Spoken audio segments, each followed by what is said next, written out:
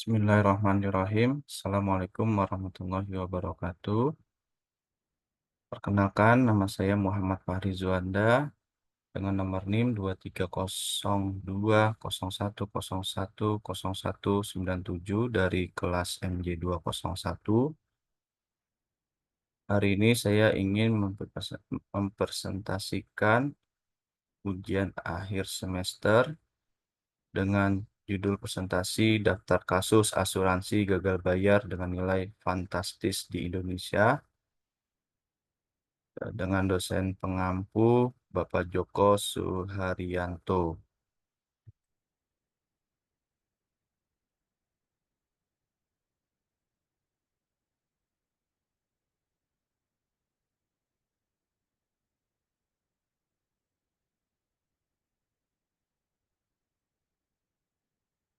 Ya, slide selanjutnya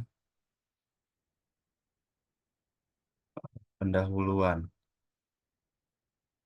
Industri asuransi di Indonesia belakangan ini sedang menghadapi tantangan dengan maraknya kasus gagal bayar yang terjadi. Kepala Eksekutif Pengawas Industri Keuangan Non-Bank atau disingkat IKNB OJK Ogi Prastomiono mengatakan pihaknya juga saat ini sedang melakukan pengawasan khusus terhadap 11 perusahaan asuransi yang gagal bayar.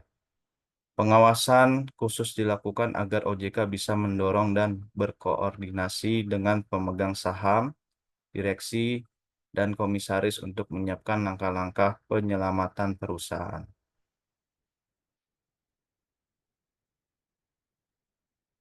Ya, berikut ada 3 poin yang ingin disampaikan pada presentasi ini. Yang pertama, tantangan di industri asuransi.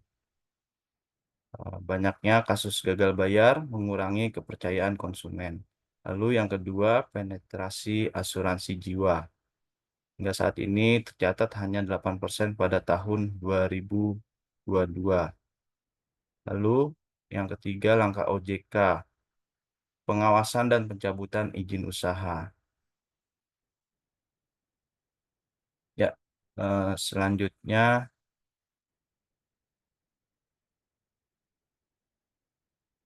berikut adalah deretan perusahaan asuransi yang mengalami gagal bayar dengan jumlah fantastis kepada pemegang polis atau nasabahnya.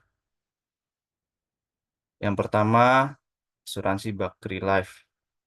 Di sini masalahnya yaitu kesulitan keuangan akibat investasi yang agresif di pasar modal.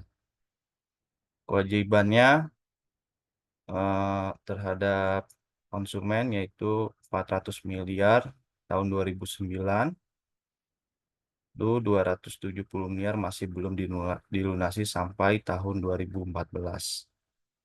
Tawaran yang diberikan pada Bakri Life yaitu konversi tunggakan nasabah menjadi saham PT Bakri and Brother Tbk tahun 2016 kepada konsumen. Selanjutnya, asuransi Bumi Asih Jaya. Masalah pada Bumi Asih Jaya ini yaitu tidak mampu memenuhi ketentuan kesehatan keuangan. Utang yang dimiliki Bumi Asih Jaya senilai 85,6 miliar dari 10.584 pemegang polis. Langkah yang dilakukan oleh OJK terhadap Bumi Asih Jaya yaitu mencabut izin usaha di tahun 2013.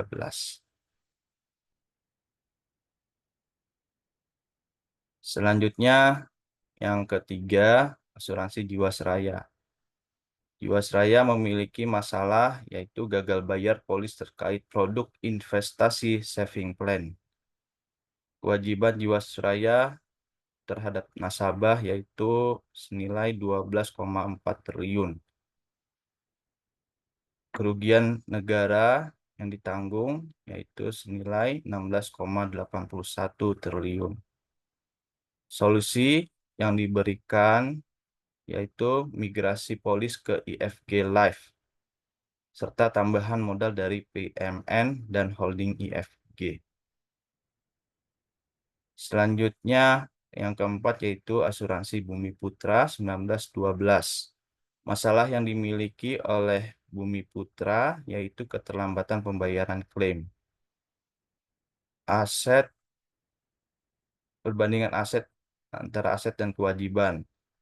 Aset yang dimiliki oleh Bumi Putra senilai 10,28 triliun dan kewajibannya yaitu 31 triliun.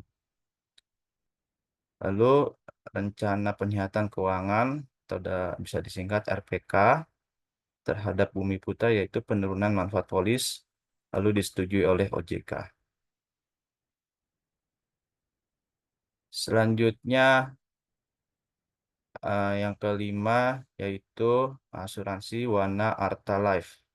Masalah yang dimiliki asuransi Wana Arta Life yaitu set tidak cukup untuk menutupi kewajiban.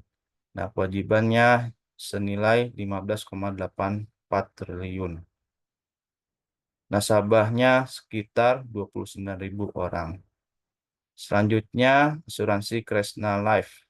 Masalah yang dimiliki oleh Kresna Life yaitu gagal bayar polis Kalita dan PIK karena masalah likuiditas investasi. Kewajiban Kresna Life yaitu 12.000 klaim polis nilai 6,4 triliun. Solusi yang diberikan itu kepada konsumen rencana konversi polis menjadi pinjaman subordinasi.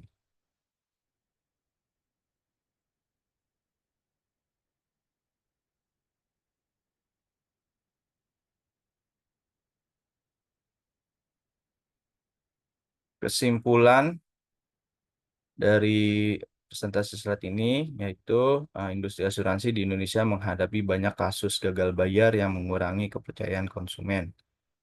Otoritas Jasa Keuangan atau OJK sedang mengawasi 11 perusahaan asuransi yang bermasalah.